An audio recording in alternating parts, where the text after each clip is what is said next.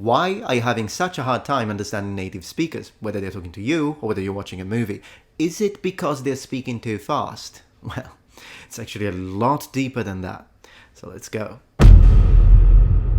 Hello everyone, and welcome to Metronomes Academy, the channel where we explore how to learn languages in the most fun and effective way possible. And today we've got a really interesting topic.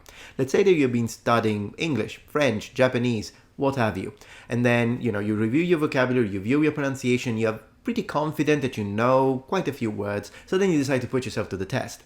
Now you try and watch a conversation scene from a movie, you understand nothing. It goes like, or perhaps you run into someone who speaks that language natively, you try to speak, they speak back, understand nothing, if not maybe one or two words. Then, even more frustrating, as you're watching your movie and you do not understand the scene, you go back, you put on subtitles, and you notice that you actually knew almost all the words, if not everything.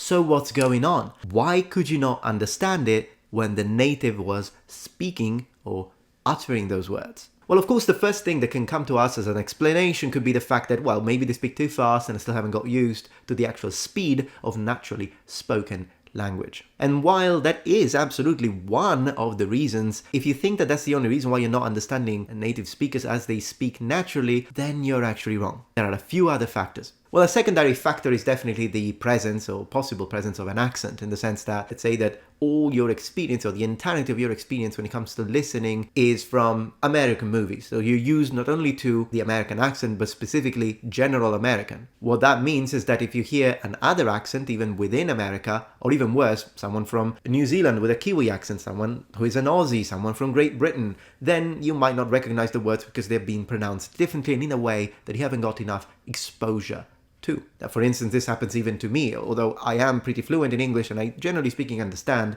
without any effort. But then again, when I talk to my wife's grandfather, who's from the deep south, Alabama, I'm still having problem and occasionally have to look at my wife and be like, should I smile now? Okay, so speed is a factor. Regional or national variation and accent is a factor. But still we haven't tackled the main problem, which is lack of enunciation. Alright, so what the heck is enunciation? What does it mean to enunciate? Well, according to Oxford Learner's Dictionary, we are told that enunciation is the act of saying or pronouncing words clearly. Here's the hard truth. The majority of natives lack enunciation completely as they speak their own languages. Let's look at the what, and then I'll tell you the why in a second. In order to illustrate this point, there is a specific sentence that I like using in English. The following. Sorry, is late, was caught in traffic.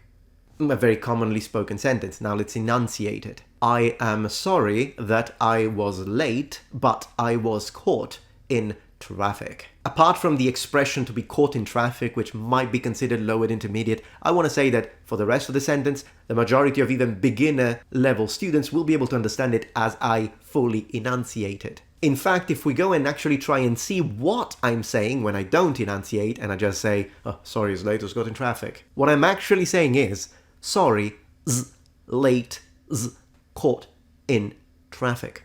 Also credit to Lindbergh for that example. But does this only happen in English? Well, absolutely not. It happens in every language. Let me give you an example in Italian. Ciao, oggi voglio cucinare la pasta. Se non è un problema per te, faccio la pasta al pomodoro. Ciao, oggi voglio mangiare la pasta, se non è un problema per te faccio la pasta al pomodoro. As you notice, it's not just a matter of speed. Se per te non è un problema faccio la pasta al pomodoro. Se per te non è un problema faccio la pasta al pomodoro. I am not fully enunciating every single syllable. In fact, sometimes things get cut and when you're in the middle of a sentence, it becomes an amalgamation. Se non ti dispiace faccio un po' di pasta al pomodoro? Altrimenti possiamo andare al supermercato, rather than supermercato. Okay, so we've seen the what. What about the why? Why the heck did natives do this? To make it harder for learners? No. This is actually a sort of, I want to say, evolutionary law that we as humans tend to do, and even animals do it, at a species scale. The concept is, maximize the amount of output with the minimal application of resources. In other words, minimal effort, just say what's actually needed for people to understand so that you're using less energies, which are usually gathered by eating food. So from a biological standpoint, you don't want to waste energies for stuff that you don't actually need for communication, which is the most important part, because once again, biologically speaking, you don't know if you'll be able to find more food and replenish that wasted energy. This is also why most likely one of the hardest thing to do when it comes to listening and comprehension for a second language learner is understanding a conversation between natives. It's even harder than a native speaking naturally to you, because generally speaking, if you're speaking to someone and they know you're not, you're still a learner, they might avoid using perhaps slang or certain expressions, or they might enunciate at least a bit more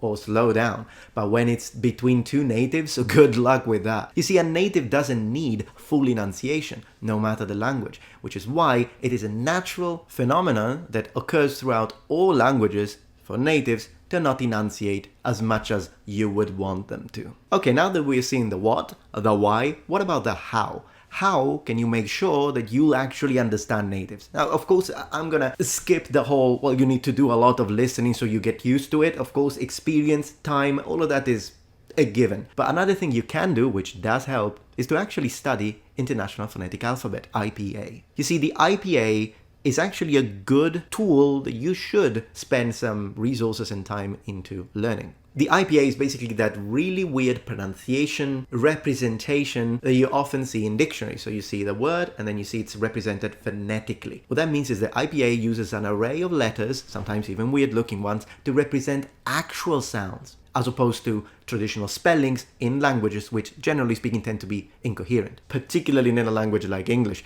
Let me show you. Look at this grapheme, this O. Oh, it's so nice, but it's easy, you say. It's part of the alphabet, so, it's an O, like in no, or so, and pot, and top, and money, and gloves, two, women, control. Literally within IPA, what's been represented with the same grapheme would have been represented in 6 different symbols, because these are 6 different sounds. Of course, depending on the accent, some of these might actually overlap. I'm just giving an example from a sort of RP, Southern British English accent perspective. But even if we use different accents, this still happens.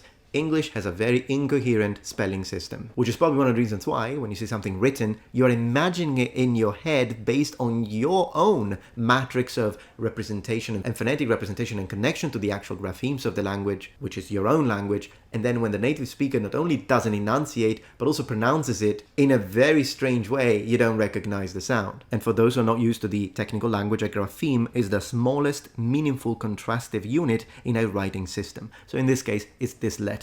The International Phonetic Alphabet will use actual coherent symbols, always one sound per symbol, whereas cultural and traditionally accepted representations, or graphemes, tend to not be coherent, particularly in languages like English. So, do a lot of listening, try to get used to the idea that natives don't fully enunciate, learn the International Phonetic Alphabet so you know what to expect when a native is actually pronouncing a word, because you know what it actually sounds like. What else? Well, I think as one last point for this video that I'd like to address is the idea, but do natives pretend not to understand you? I'm sure you have heard this one before. I used to hear it a lot in Italy, mostly when talking about either the French or the English. I went to Paris and spoke French, but the French pretended not to understand me because they are haughty.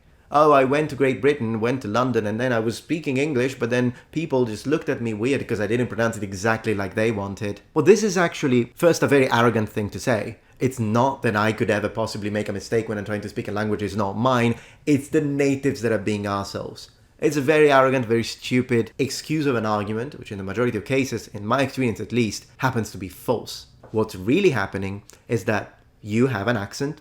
Nothing wrong with having an accent, by the way, but perhaps the way you are pronouncing a word is unrecognizable to the natives because you are enunciating it based on your own language and pronunciation rules, and most likely you're not used to how they actually say it because you haven't studied International Phonetic Alphabet. In other words, oftentimes it's the inability to reproduce a sound closely enough to how it actually sounds when pronounced by natives that makes the way you are rendering it unrecognizable. They're not pretending not to understand you, they're not understanding you. There is the example of the dog with 3 legs that is used in linguistics, particularly at a university level. What does that mean? Well, this is a dog. I think we can all agree. Is this still a dog?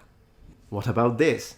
So the more I modify something, the more it becomes unrecognizable until it will reach a sort of threshold where you just don't, is that a dog? That's not a dog. You can't recognize it as a dog. That's what happens when we, and we all do it, tend to put our own accents as we are trying to pronounce a word in another language. And unfortunately, oftentimes we don't even realize how much we are modifying the word because we're not familiar with how the natives actually pronounce it. And this, of course, connects to the Dunning-Kruger effect and how we, generally speaking, tend to overestimate our own skills. When it comes, for example, to my English, you can tell oftentimes that I'm not native, but it's definitely to the point where the way I render the pronunciation of the words I use is definitely recognizable.